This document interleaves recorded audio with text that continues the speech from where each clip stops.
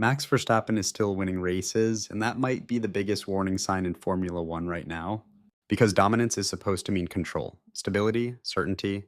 But if you look closely at what is happening inside Red Bull, that is not what this looks like anymore. Everyone thinks this story is simple. Max is frustrated, the car is changing, the regulations are coming. Maybe he's just tired, but that is not the real story. The real story is that the system around him may no longer be capable of matching him. And when that happens in Formula One, it does not end quietly. It ends with a decision, so the question is not if Max Verstappen could leave.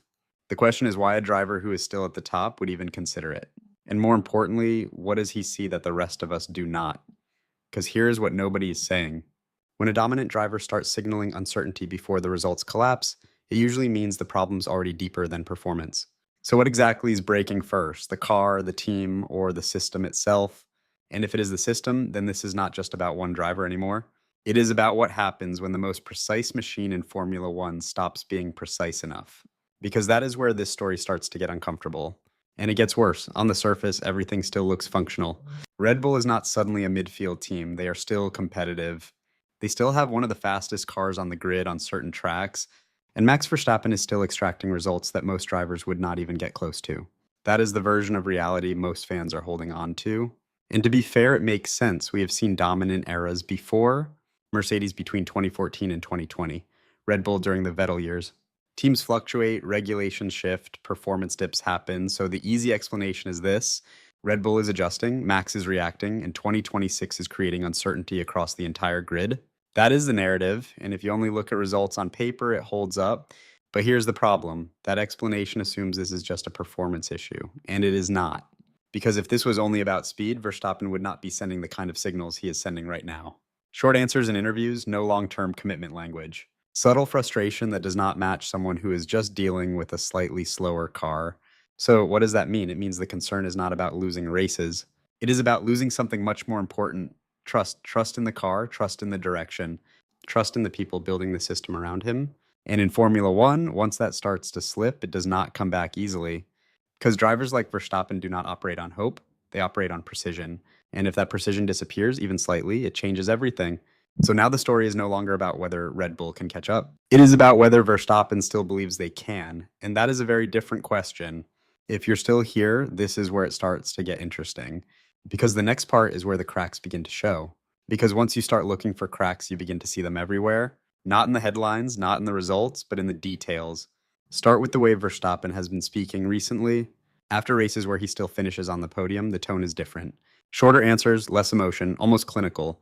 In the past, even when things went wrong, there was clarity. Now there is distance. That is not normal, because drivers at his level usually react in extremes: frustration, anger, confidence, but not detachment. So what does that mean?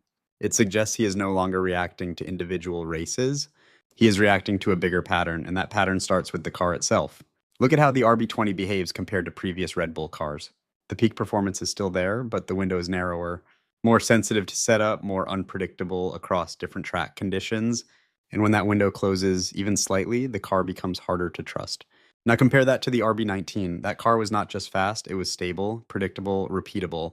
Verstappen could push without hesitation because he knew exactly how the car would respond. That confidence is what created dominance, but when that confidence disappears, even a faster car can feel slower. And here's the uncomfortable part: this is not just a technical issue, because the second crack is not on the track, it is inside the team. Over the last year, Red Bull has gone through internal tension that most dominant teams try to hide. Leadership uncertainty, key personnel shifts, different directions being pulled at the same time. And in Formula One, that matters more than people think. Because a car is not just built by engineers, it is built by alignment. When that alignment breaks, the car reflects it. Small inconsistencies, conflicting development paths, decisions that make sense individually but not together. And suddenly, the system is no longer operating as one unit. Now add the third crack: timing. The 2026 regulation reset is not just a rule change. It is a complete redefinition of power units, aerodynamics, and competitive balance. And for the first time in years, Red Bull is not entering that transition from a position of total control. They're building their own power unit program. They are restructuring internally, and they are trying to maintain dominance while preparing for a completely different future. That is a dangerous combination, because you're no longer optimizing for the present. You are splitting focus between now and what comes next. And drivers feel that immediately, so now we have three cracks. A car that is harder to trust, a team that is less aligned, a future that is uncertain. Individually, each one is manageable. Together, they create something much bigger, a system that is starting to lose precision. And here's the question nobody wants to answer. If you're Max Verstappen and you can feel that precision slipping before everyone else can see it, what do you do? Do you wait or do you move first? Because this is where the story flips. It is not that Verstappen is becoming impatient. It is that he may already understand something the rest of the paddock is only starting to realize. This is not about a temporary dip. It is about a system that may no longer be built around him. And that changes everything because dominance in Formula One is not about being the fastest driver. It is about being in the strongest system. And for years, Verstappen had both. Now that balance is shifting. And if the system is no longer strong enough, then staying becomes a risk. Not leaving, staying. So here is the real reframe. This is not a driver thinking about walking away because things are getting worse. This is a driver evaluating whether the system he depends on is already past its peak. And if that is true, then the decision is not emotional, it is strategic. If you see this differently, this is the moment to say it.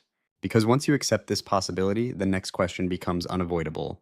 If Verstappen is thinking ahead of the system, then what happens when the system finally catches up to that reality? Now, we need to prove this is not just a theory, because if this really is about the system slipping, the evidence has to show up in ways you can measure. Start with performance trends. In 2023, Red Bull did not just win, they controlled races from start to finish. At tracks like Spa and Suzuka, Verstappen could manage pace, tires, and strategy without ever being under real pressure. That is system dominance, but in 2024, the pattern starts to shift. Look at races like Melbourne. Suddenly, reliability becomes a factor, a retirement from a brake issue that should not exist in a dominant system. Then look at Singapore-style tracks, street circuits where precision matters more than outright speed. The Red Bull advantage shrinks, not disappears, but becomes conditional. And conditional dominance is not dominance anymore. Now compare Verstappen to his teammate. The gap is still there, but it tells a different story. Because when a car becomes harder to drive, the top driver still extracts performance. The second driver falls off more sharply. That is exactly what we are seeing, which means the car is no longer universally strong. It is selectively strong, and that is a system warning. Now bring in technical direction. Red Bull has historically built cars with a very specific philosophy. Sharp front end, extremely responsive rotation, a car that rewards precision and punishes hesitation. That worked perfectly for Verstappen. But as regulations tighten and development paths narrow, that philosophy becomes harder to maintain consistently across all tracks.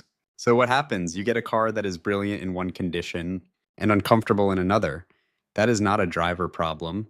That is a design limitation. Now layer in the 2026 factor. This is where things get serious. Red Bull is transitioning into a full power unit manufacturer. That is not a small step. It is one of the most complex shifts any team can make. Mercedes struggled with integration early in the hybrid era. Ferrari had years of inconsistency trying to balance engine and chassis. Now Red Bull is attempting this while also defending a championship.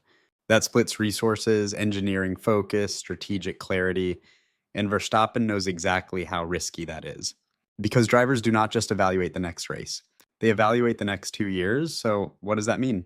It means he is not reacting to what Red Bull is today.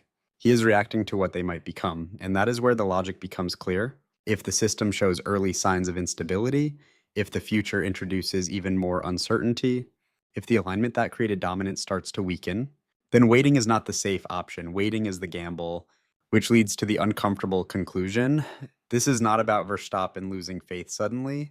This is about him recognizing a pattern before it fully reveals itself. Because elite drivers do not leave at the bottom, they leave before the drop. And if that is what this is, then the implications go far beyond Red Bull. Because Formula One has built its current narrative around one central force, Verstappen at the peak, Red Bull as the system. If you remove one piece, the entire balance shifts. Driver market changes, team hierarchies reset, championship outcomes become unpredictable. This is not just a transfer story, this is a structural shift. And that brings us back to the original question. Why would a driver who is still winning consider leaving? Now you have the answer. Because winning is no longer the only metric that matters. Stability matters, trust matters, future trajectory matters. And right now, those signals are not as strong as they used to be. So here's the uncomfortable truth. Max Verstappen is not reacting to a crisis, he is anticipating one. And if he's right, then the moment he chooses to act will not feel dramatic. It will feel inevitable, so now the question is yours. Do you think Verstappen is overreacting to early signs? Or is he the only one seeing the system break before it actually does? Because if it is the second one, then the next move he makes will not just define his career, it will define the next era of Formula One. And if you want to see how that plays out, you already know what to do.